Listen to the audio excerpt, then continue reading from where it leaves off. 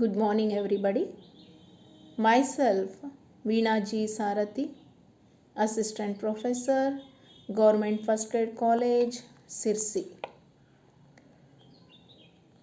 Today, let us learn about the types of factoring and difference between factoring and bill discounting.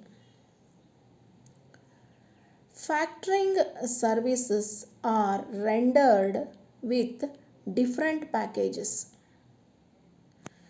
based on the nature of the service, transactions, volume of credit, risks accepted, finance provided, etc. On the basis of these, the factors are classified. So, the factors are classified as follows. Firstly, with recourse factoring. So, what is recourse? Recourse means to revert. Recourse means to revert. So, here the factor, he will go back to his client to recover the loss that has been occurred due to the bad debts. The factor, he will not accept the credit risk. He is not ready to accept the credit risk. In case if the credit amount is not paid by the customer, then the client has to bear that risk. So this is the first one, that is with recourse factoring. Then the second one, with sans recourse factoring.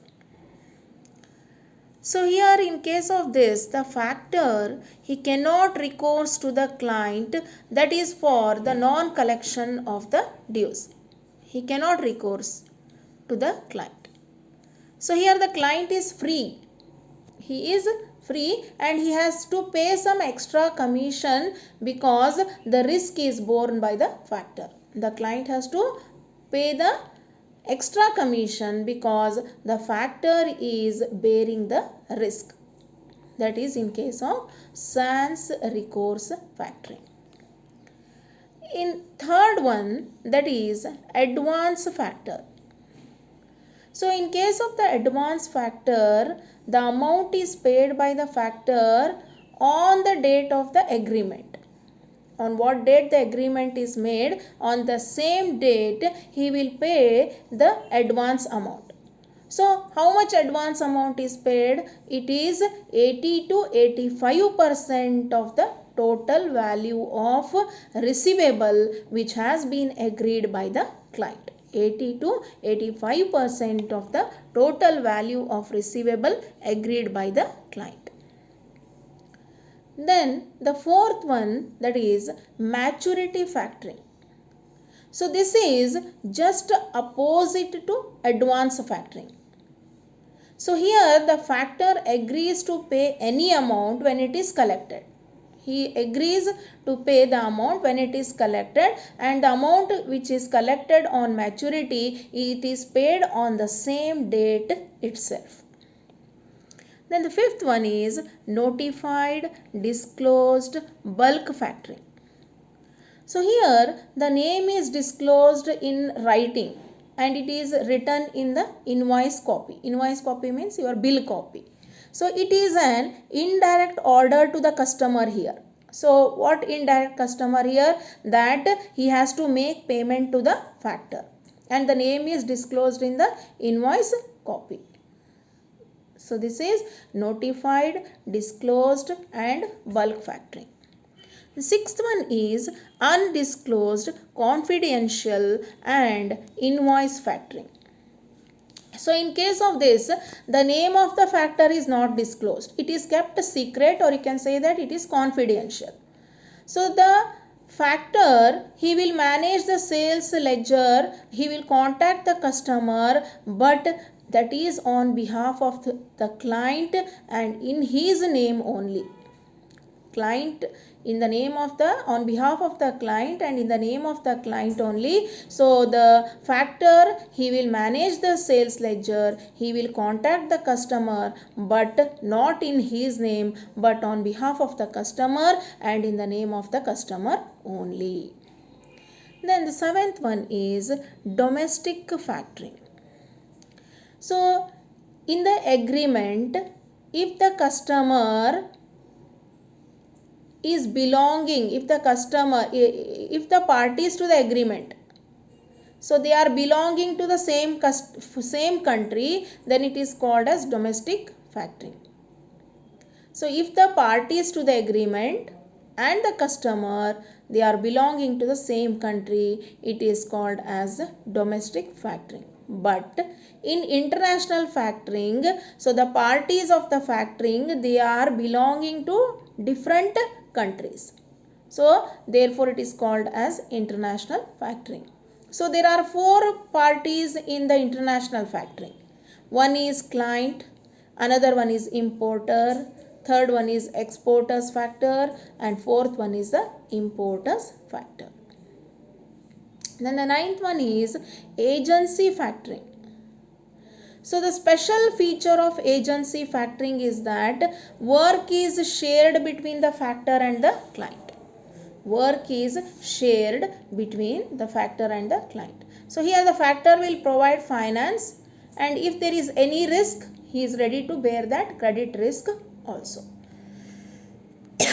Then 10th one, suppliers guarantee factoring. So the factoring services take place between 2 suppliers. So if more number of middlemen are involved in the sale, then in that case the factor, he will act between 2 suppliers and he will provide the factoring service. So here, if the number of middlemen involved are more, then the factor, he will act between the 2 suppliers and he will provide factoring services. Then the next one, that is limited factoring.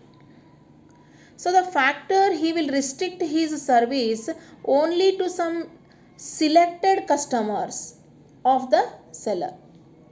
Only to some selected customers of the seller. He will not provide factoring services to all the credit customers of the client. He is restricting his service. So he will provide his service only to selected customers of the sellers. Then the 12th one is buyer based factoring. So in case of buyer based factoring, the factor, he will provide the list of the buyers and the customers, and he will provide finance only against the debts of such credit customers. So the credit sales made to the customers other than the listed customers are not accepted by the factor. The credit sales which are made to the customers who are not the listed customers, they are not accepted by the factor. The 13th one is seller based factoring. So here the invoices are prepared by the seller, and remaining all, the rest all is performed by the factor. Only invoices are prepared by the seller. So here the factor is very selective in offering the services to the sellers. Last one, full factoring. So the factor will provide full range of factor services. Full range of factor services.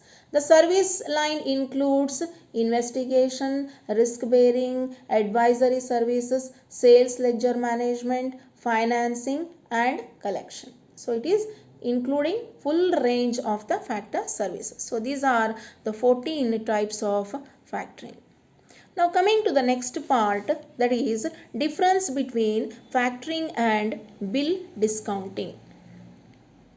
So when we come to the first point of distinction, so we can differentiate the factoring and bill discounting with meaning. So factoring is a service in which the receivables are sold to the factor. They are sold to the factor, but bill discounting is a financial facility in which the bills are discounted by the agency. It is a financial facility and bills are discounted here by the agency. But whereas factoring is a service in which the receivables are sold to the factor. Second, scope. So factoring is broader than bill discounting. It is broader. Whereas bill discounting includes different types of bills only. Only bills are included. Coming to the third one, services. Several services or many services are rendered under the factoring. Whereas in case of bill discounting, except discounting and financing, no other services are provided. Then fourthly, nature. In case of factoring, debts are purchased and the factor he will become the holder for value. But whereas in case of bill discounting, bills are discounted and accepted for the collection. Bills are discounted and accepted for the collection. Then the next point of distinction, that is facility. In case of factoring, there is no refactoring. But whereas in case of bill discounting, bills can be rediscounted. Bills can be rediscounted. Then the next one, that is recourse.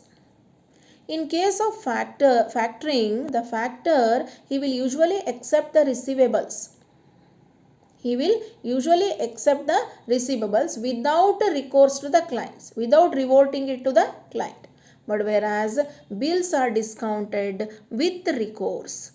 Bills are discounted with recourse. Then the next point of distinction is cost. So in case of factoring, the cost is more. So it is more due to nature of work and the risk.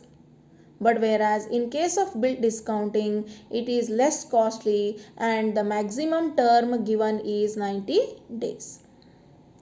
Then in case of factoring, secret is to be maintained. Factoring can be secret and it can be confidential. But in case of bill discounting, no secrecy is possible. Relation to balance sheet, next one.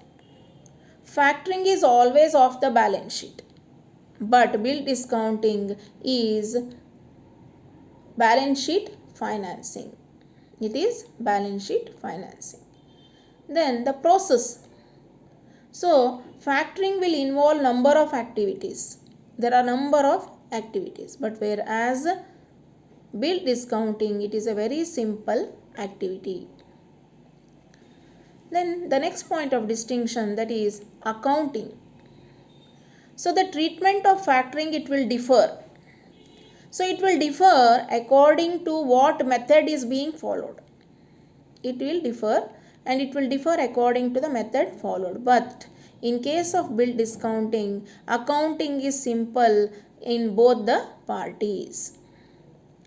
Then the next point of distinction is size. So in case of factoring, the amount is bulk and it will involve number of parties. Amount is bulk and it will involve number of parties. But in case of bill discounting, it is restricted to the limited amount and the amount is also very small. So these are some of the differences between factoring and bill discounting. So I hope all of you have followed the different types of factoring. So there are totally 14 types of factoring and the differences between the factoring and bill discounting. We'll meet once again in the next session. Thank you.